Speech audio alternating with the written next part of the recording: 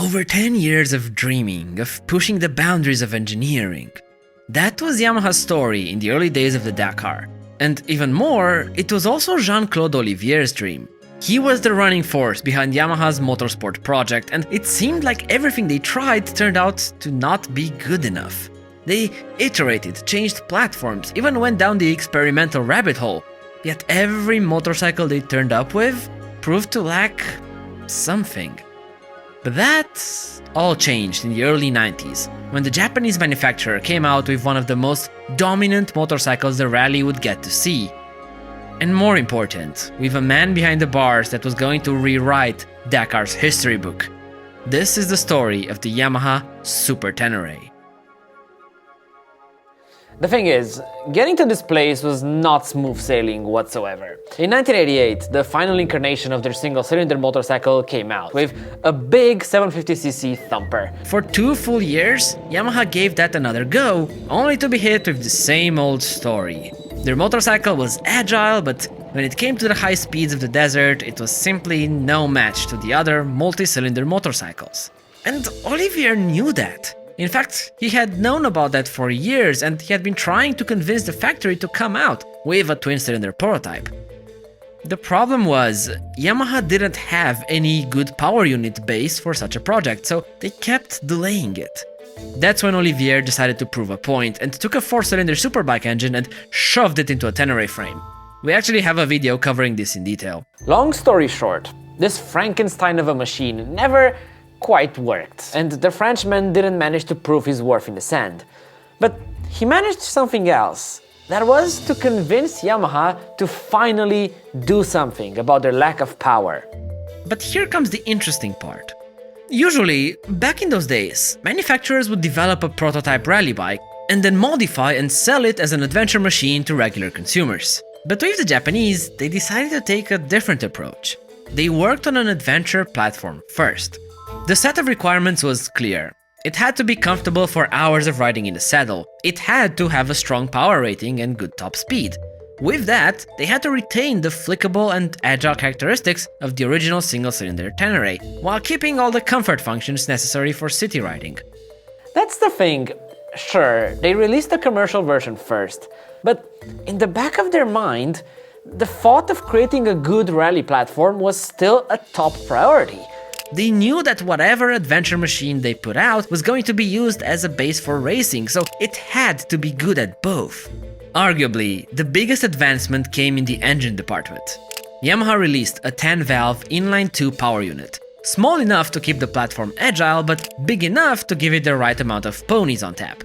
They added a counterbalancer to smooth out vibrations and a dry sump lubrication system. With this package, they managed to squeeze a reliable 69 horsepower. Nice. And so, in the autumn of 1988, the Japanese revealed their new machine at the Paris Auto Show, the XTZ750 Super Tenere. So, how exactly do we know that this was developed with a rally prototype in mind? Well, one hint may come from who was the designated test rider. You probably guessed it, it was Jean-Claude Olivier, the man who had made it his life goal to snatch the Dakar trophy with Yamaha. With someone like him giving feedback, you bet a lot of the decisions taken were in the interest of rally racing. It took Yamaha 2 years to develop the rally prototype, but in 1990 it was ready to take on its rivals. The YZE750T was born. It weighed 195 kilos in dry form, while being able to carry an extra 64 liters of fuel. No matter how you put it, this was not a lightweight machine. But in order to win the Dakar back then, lightweight was not on the top of the priority list. Instead, speed was. The engineers managed to extract a bit more performance from the twin power plant, cranking it up to 75 horses. This motorcycle also featured state-of-the-art KYB inverted forks. For Yamaha, this was a revolution, the first real official departure from their early single-cylinder days.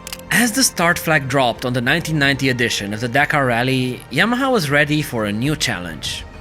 But their prototype wasn't. They encountered some classical first-generation issues right from the get-go. Still, Franco Pico managed to get a good start, until a bump in the track made him fall and lost the title that year. Stephane Peterhansel had navigation issues that made him lose 45 minutes, and not much later he managed to run out of gas in the middle of nowhere, having to wait over 2 hours for someone else to pass by and lend him some fuel. Overall, 1990 hadn't exactly gone to plan.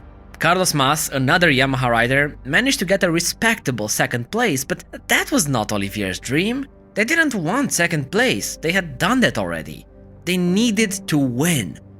Unfortunately, that year, Eddie Orioli on board his Cagiva managed to be consistent, profiting from the mistakes of the Japanese manufacturer's roster. He came in first, and Yamaha had to settle for second. That being said, I mentioned the name, one that you might be familiar with, Stephane Peterhansel. He would become an icon for Yamaha, but his early days are even more interesting. And it all started with Stephane's dad. At first, the old man got into rally racing. Not as a professional, but as a really expensive side hobby. As years had gone by, he became more enamored with dirt bikes and the freedom of riding in the forest, and not much later he got himself a Honda 125 SL. This was the motorcycle that kickstarted his son's passion, that was going to create one of the greatest champions of all time. Now, you'd expect the young kid to go into dirt bikes, start racing, dominate, end of story. But in fact, he didn't. He went into skateboarding of all things. That is what brought out his competitive side. But as most kids go, doing just one thing became boring, and that's when his dad got him a trials motorcycle. Stephane was hooked, and not much later he signed up for enduro competitions on that same bike. He was 15 at the time, and in fact he didn't hold a driver's license, so his dad would have to sign up under his name and then just let the kid run the laps instead. Not exactly legal, but those were different times. This charade didn't last for long, as they were quickly caught by the organizers. Motorcycles became more and more important in the kid's life, and one day he came up to his dad, telling him he wanted to quit school and become a professional rider. Stephane was 17 at that time. I don't know what his dad was thinking, but they made a pact. Stephane was given a year to transform his passion into a career. After that 1 year, if things didn't work out, he would have to come back and work for his dad's business as a plumber. I don't think I need to explain why that wasn't so attractive as a prospect for the kid. Long story short, Stephane didn't need to go back. That leap year, he managed to win the French Enduro Championship, securing him his first paid professional contract. He kept at it for a few years, but his mind was somewhere else. I've been dreaming about it for years, just seeing the beautiful footage on TV, the great battles between Hubert Auriol and Cyril Neveu. You see, the real goal was getting to Dakar. Back then, he was riding for Husqvarna, which was part of the Cagiva group, and Cagiva did have a presence at the Desert Rally. But no matter how much he asked, he was simply not allowed to go there. The management wasn't about to take the risk of injury, to sacrifice Stephane's enduro career for that. His hopes were slowly draining away.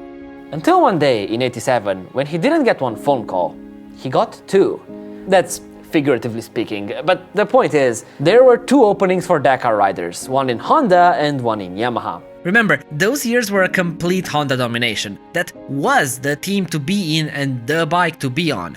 And obviously that was Stephane's first preference. But then, Honda picked someone else, so Peterhansel had to go with Yamaha. Back then, the blue team couldn't offer him the best bike, but what they did offer was maybe more important. A team that was fair and close, a group of people that really collaborated and listened to each other, all fighting for the same goal. And looking back, this lack of choice ended up being a blessing in disguise, as a couple years later, Honda was going to retire completely from the rally. Sure, Yamaha were the underdog team, but this was still a career leap for Stephane. I mean, Enduro was big, but the Dakar was the competition in the late 80s. To give you an idea, without negotiating a dime, Yamaha's first salary offer was 10 times more than what he was earning as a factory Husqvarna Enduro rider. Add to that the access to training facilities and knowledge. The kid who had the desert dream was finally playing in the big leagues. And even more, Olivier managed to leave a mark on him. He was in charge of the team, but also a racer. He taught Peterhansel everything he knew. In a way, Olivier became a sort of a mentor for the young kid. Because at the end of the day, they spoke the same language. They were both true racers at heart. Still, enduro is one thing, but rallying is a completely different beast. You need to know pacing, to take care of your machine, to judge your margins, and also, let's not forget, you need to navigate. Stephane had the speed, but lacked everything else. To give you an example, in preparation for the 1988 Dakar, the Yamaha team went to the Faro Rally. The young prodigy was flying, and after the first 4 days, he was riding towards a podium finish. Everything was going great, until his engine blew up in the middle of the desert. But Stephane wasn't going to give up, and he learned in his enduro days to blur the lines of the rulebooks with Husqvarna. He started taking off the number plates from his bike and waited for Olivier to pass by him. Then they would swap motorcycles and numbers, allowing the Yamaha rider to get a podium for the manufacturer, to salvage their race. Was this legal? Not exactly, but racing is racing, right? It's not like this hadn't been done before. As Olivier finally approached him, he saw Stephane with his number plates in his hand, ready to do the swap. Olivier asked Stephane what was he doing, and the kid told him about the plan of swapping bikes. But Olivier's answer felt like a cold shower. The French veteran replied, "Your race is over. You have to wait for the sweeper truck. You're no longer in Husqvarna. This is Yamaha. We don't cheat here." This was not what Stephane expected to hear, but that moment he realized what sort of team he was part of. Yes, Olivier's biggest dream was winning the Dakar. And in fact, when he got second place a few years back, he could have filed a complaint because the winner had allegedly swapped motorcycles, a maneuver that would lead to a disqualification. But on top of everything, Olivier wanted to win in the desert, not in the backrooms. He even gave up his biggest dream for that principle. You see, with Olivier in charge, they were going to play it right. And when they would win, there would be nothing and no one to take it away from them. As the 1988 Dakar came closer, Stephane admitted he felt a little like a soldier going to war. It was a real emotional shock, that's for sure. Because I realized how difficult the event was. The difficulty of the event, the reality of the event. No matter the experience, he had no idea what was about to happen. In a way, he was scared.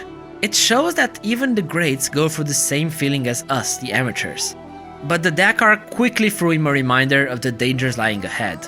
That year, I was riding with a Yamaha teammate who was a multiple motocross world champion and who had an accident after 3 days and ended up a quadriplegic. You see, after the start, Stephane felt invincible. He took risks, but with this, he realized that a much bigger margin for error was needed. This was not enduro, it was rallying. Now, that year, he did manage to win a stage, regaining some of his confidence, but he had a lot to learn. The following Dakar, Peterhansel managed to win the most amount of stages until he blew a rear shock after a crash landing from the top of a dune, making him lose 3 hours. In retrospect, he was close, but he still had to learn a few valuable lessons. Yamaha was closer than ever to achieving their Dakar dream. And so, for the 1991 edition, they doubled down, signing up 8 riders between the French Sonauto team and their Italian counterparts. But this was not going to be easy, as the rally arrived at a turning point, the special stage leading to Agadez. A massive sandstorm hit the track, completely hiding the route from the riders. Visibility was under 50 meters, there was no reference point to be had. And actually, we all lost the ideal track. The ideal track was disappearing as we went along because of the wind. But somehow, Stephane had an intuition. He felt like the track was much further to his right. He thought he had deviated towards the left by a lot. Everyone tried to follow more or less the same route to Agadez, but I had the feeling that I'd lost this track and it was more on the right. So instead of trying to continue on a medium heading without seeing anything, I said to myself, no, I'm not going to do that. Take a straight 90-degree angle and you'll find the track. I found it and I hung on to it. This was a huge risk, but a risk that paid off. Soon, Peterhansel found the track exactly where he had hunched, towards his right. That stage, he managed to gain 45 minutes on all his opponents, a lead that seems quite comfortable. Yet in the desert, the unexpected can quickly become expected. In the second part of the race, the French rider had another issue with his rear shock, making him lose the entire lead he had gained during that sandstorm. Now they were all on equal footing. And that's when his riding started to shine. As the last day came around, he saw that finish line and he crossed it in first place. Yamaha's 10-year draft was finally over. They had won the Dakar. This meant a lot to Stephane, but it meant even more for Olivier, the man who for the last 10 years had dedicated his life to seeing this project succeed. In fact, the race I'd only dreamt of taking part in had become a race I just won. And so the dream was more than accomplished. And when our rider got off the podium, he handed over the trophy to Olivier. He knew how much their manager wanted this, and Peterhansel also had a feeling that this was not going to be his last. In fact, that year, Yamaha completely dominated the field. They covered all 3 podium steps, and combined they won more than half the total number of stages in the rally. This was the start of a new era. After that successful year, Stephane became a hot commodity. Cagiva was in talks with the Frenchman to try and bring him to the Italian manufacturer's side. They offered to double his salary and double it again just in an offshore account, which, knowing the Italians, I do not doubt it's true. When Peterhansel went to visit their factory, he left with a thick envelope filled with cash to cover his travel costs. Yeah, I think we all know that covered a lot more than travel. But with all that, Stephane refused. He was earning enough money at Yamaha. He didn't need anything extra. And back home, he didn't just have a team, he had a family. People that had taught him everything there is to know about the Dakar and decided to stay with the person that gave him his first opportunity. So for 1992, Yamaha upgraded the engine on their prototype and decided to give it another go. Yet this edition would become one that struck hard with Stephane. As one day came to its end, one of his best friends and teammates, Gilles Lallet, arrived angry at the finish line of the special stage. He quickly put his helmet back on and rode furiously down the road to the bivouac of the liaison. Unfortunately, not much later, the rider struck an oncoming medical car on the street. The doctors tried to resuscitate him, but to no avail. When Stephane arrived back to the paddock, he got the news. His best friend, Gilles, had lost his life. That year, the Frenchman won the rally again, but it was a win that he couldn't celebrate. It just didn't feel right. In fact, it took him half a year to get past what happened. Half a year when he was determined to quit the Dakar. But his passion prevailed, and he came back for the 1993 edition.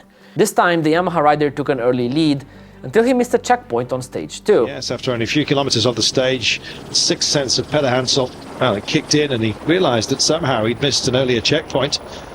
This made him lose a lot of time, and to make things worse, his rival, Jordi Alcaron, had won 5 stages in a row at that point. But Dakar is a long game to play, and one thing that Stephane had going for him was consistency. Even when he didn't win, he was there. Well, he managed to pick it up, and such was his effort that he still managed to clock the best time of the stage, but he knew he'd nearly thrown it away. Peterhansel winning with a few bruises. Wow. As they got to the finish line, the top 3 riders arrived at the same time, but only one could win overall, and that was Peterhansel. He had just secured his 3rd Dakar win in a row. And so for 1994, Yamaha didn't show up.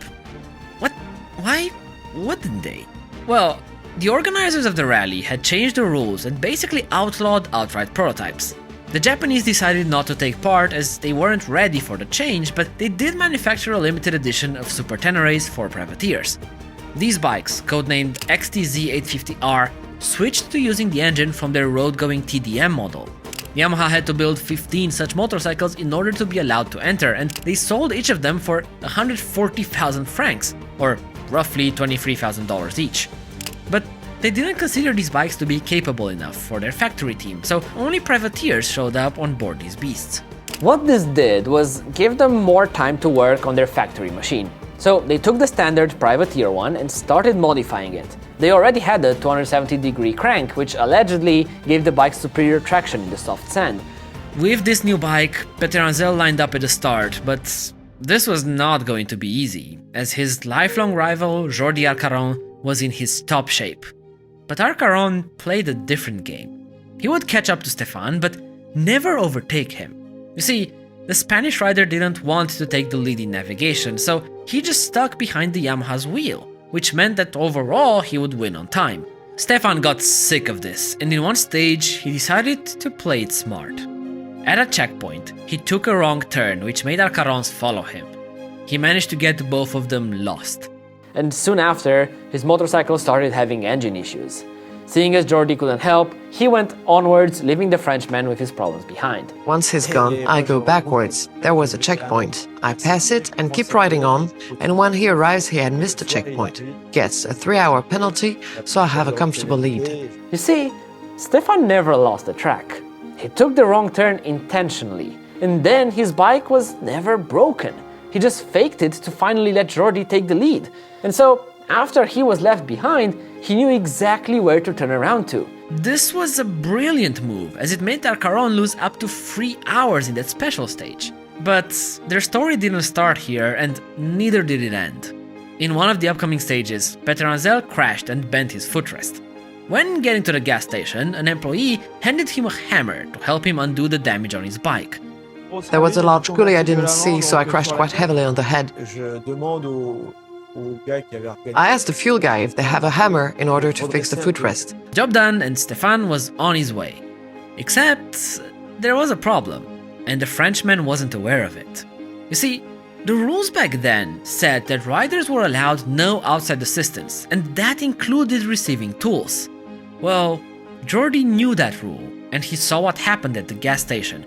Back in the bivouac, he filed a complaint which handed Stephane a 20-minute penalty. I'm not going to win the race with a claim, but I won't lose it for not following the rules. Now, we have to be fair. The rules are the rules, and that day, Stephane had broken them. But this penalty didn't stop him, as he put an amazing show towards the end, granting Peterhansel his 4th Dakar victory. The following 2 years, Yamaha won again, once with Eddie Orioli and once again with Stephane Peterhansel, and they came back once more in 1998. But there was a problem. In the first days, the Yamaha rider crashed and dislocated one of his thumbs. Biggest difficulty was trying not to fall, basically, but I did fall. One time yesterday and one time today. After that point, every single rocky section turned into torture. Stephane was often seen crying underneath his helmet from the pain, but he pushed through. That was Olivier's spirit, Yamaha's spirit, to always keep going no matter what it took. As his teammates crashed and had mechanical issues, towards the end, Stephane was left alone in a field of 40 KTMs. The pressure was mounting, but it wasn't high enough, as he clinched his 6th motorcycle Dakar victory. But for Yamaha and Peterhansel, it was to be a 6th win. Amazing. Stephane Peterhansel sur Yamaha. Well, I'd like to especially thank Yamaha France, he said. My manager, Jean-Claude Olivier, who gave me the chance on my first Dakar. They've encouraged me all through the year, and I hope I've repaid them in full today with a 6th win. This win was special, as it put Peterhansel in the history books as the bike rider with the most Dakar overall wins. It also earned him the name of Monsieur Dakar, or Mr. Dakar. Really, he managed to take a struggling Yamaha and take it to glory and beyond. His job here was done. To finish this segue as well, we have started a Patreon page for those of you who want to support us outside of watching the videos and want to get project updates in written form. No pressure from our side though, back to the video. Soon after, Olivier had to end the manufacturer's Dakar project. But instead of firing all employees, he pivoted his racing division to manufacture specialized bikes for the French police force. He managed to save the jobs of tens and hundreds of employees. This was the end of the story for Yamaha's Dakar era, a time when the Super Tenere really managed to dominate the field. Now, Stephane didn't stop here. In fact, not much later, he switched over to the car category. At 38, the Frenchman adds to his legend with a triumph in the car class following his 6 victories on a motorcycle. He joins Hubert Auriol in the elite club of winners on both 2 and 4 wheels. And 8 wins later, he managed to capture 14 total Dakar titles, cementing his legacy in the rallying world. For reference, throughout his career, Peterhansel managed to win 80 stages. He became the image of Yamaha, and the Tenere has a lot to thank him for. And the other way around.